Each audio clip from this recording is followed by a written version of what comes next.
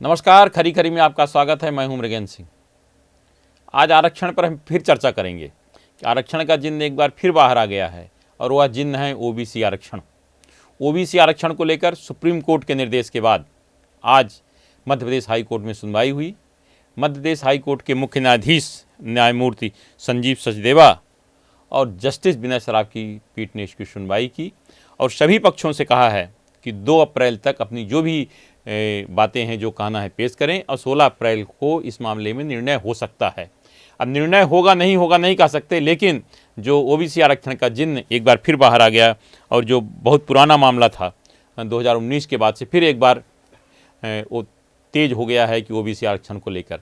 इसी बीच अभी इस बात की चर्चा फिर शुरू हो गई है कि पदोन्नत में आरक्षण को लेकर जो फैसला सुरक्षित है, हो सकता है उसकी भी घड़ी नज़दीक आ रही, कभी भी फैसला हो सकता है, क्योंकि जस्टिस संजीव सचदेवा भी अपने जो पारिवारिक काम के कारण अवकाश पर थे उससे फुर्सत होकर आ गए हैं और उन्हें विधिवत रूप से सुनवाई शुरू कर दी। तो लोगों को फिर इस बात की उम्मीद है कि शायद जल्दी ही उस मामले में फैसला हो जाए कि पदोन्नत में आरक्षण होना चाहिए कि नहीं होना चाहिए। इसकी सुनवाई सब कुछ हो चुकी है, केवल इस बात की प्रतीक्षा है कि इस मामले में निर्णय क्या होता है, निर्णय कब होगा।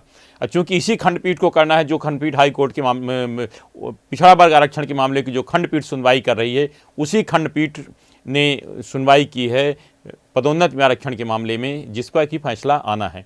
अब आज पदोन्नत के आरक्षण के अलावा जो ओबीसी आरक्षण को लेकर विवाद चल रहा है, वो पूरा मामला हम क्या बताते हैं आपको। है क्या पूरा मामला?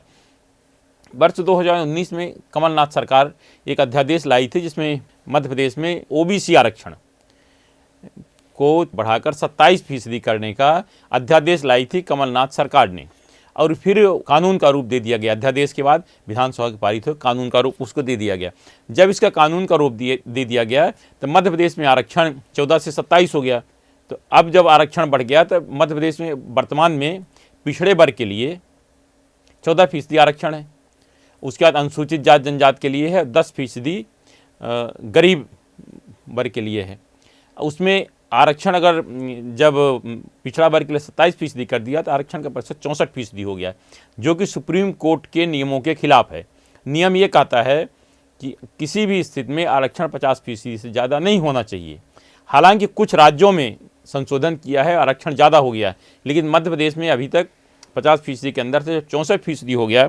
तब पीड़ित एक छात्रा की मैं बात करूँ जिसका नाम था आशिता दुबे सहित कई लोगों ने याचिकाएं दायर की हाई कोर्ट में और कहा कि यह सुप्रीम कोर्ट के नियमों की अवहेलना है। सुप्रीम कोर्ट ने कहा है किसी भी स्थिति में आरक्षण 50% से ज़्यादा नहीं होना चाहिए। याचिकाएं स्वीकार हो गई। फिर इसके बाद जब सुनवाई हुई, कुछ लोग सुप्रीम कोर्ट चले। मामला जब सुप्रीम कोर्ट गया तो फिर सुप्रीम कोर्ट ने मामले की सुनवाई की। फिर सुप्रीम कोर्ट ने पिछले 22 फरवरी को यह मामला मध्य प्रदेश हाई कोर्ट को भेज दिया।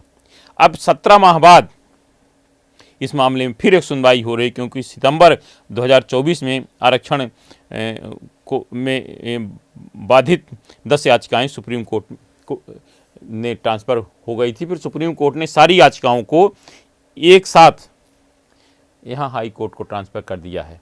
अब सुप्रीम कोर्ट के निर्देश के बाद सुप्रीम कोर्ट ने कहा कि सुनवाई करें और जो भी याचिकाओं को निराकरण। अब एक बार सुनवाई में तेजी आई है। आज जो पहली सुनवाई हुई उसमें सभी पक्षों को जानकारी देने के लिए 2 अप्रैल का समय नियत किया गया है और कहा गया है कि 16 अप्रैल को इस मामले में अंतिम सुनवाई होगी। उसके पहले जो बात कहना कहें। अब 16 अप्रैल को अंतिम सुनवाई होगी नहीं होगी या क्या फैसला होता है, समय आने वाला समय बताएगा। लेकिन शायद एक उम्मीद जगी है कि जो पिछड़ा वर्ग के आरक्षण के मामले में फैसला जल्दी हो जाएगा।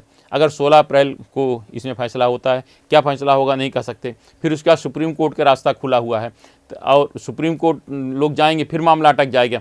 ये इस फैसले के बाद कोई ज़रूरी नहीं कि लोग मान ही जाएं। जिसके खिलाफ फैसला होगा नहीं मान, सुप्रीम कोर्ट जाएगा और जो सुप्रीम कोर्ट जाएगा फिर मामला उलझा रहे।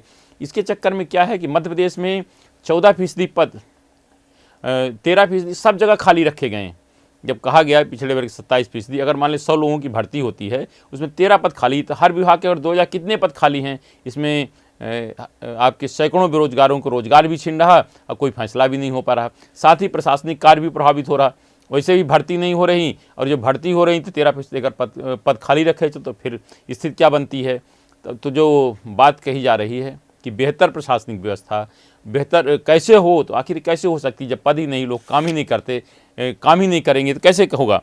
जो 14% से बढ़ाकर आरक्षण 27% करने का है, इस पर यदि फैसला कुछ होता है तो उसके बाद क्या होगा। अब विभागों में सैकड़ों पद खाली पड़े हुए हैं।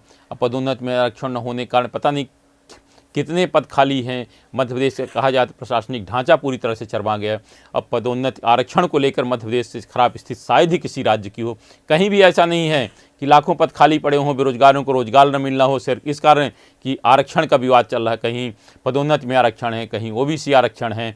केवल विवाद, मुझे लगता है कोई निर्णय नहीं हो पा रहा, क्योंकि हर आदमी अगर कोई उससे खिलाफ फैसला हुआ तो हायर कोर्ट में चला जाता, इसलिए सारा मामला उलझा हुआ। तो मैं कहूँगा माननीय न्यायालय को कि इस मामले में जल्दी फैसला दे दें तो अच्छा है। इसमें हजारों युवाओं का भविष्य जो अटका हुआ है उसका फैसला हो जाएगा, पदोन्नति में आरक्षण का फैसला हो जाए, फिर उसके बाद ओबीसी आरक्षण जो भी होना हो जाए, कम से कम निर्णय हो जाएगा तो लोगों को राहत की सांस लेंगे। आज सिर्फ इतना ही। इस तरह के खबरों से जुड़े रहने के लिए हमारे चैनल पब्लिक वाणी को सब्सक्राइब करिए। आपके पास भी कोई खबर तो हमें ज़रूर बताएं, क्योंकि हमारा नाम है पब्लिक वाणी।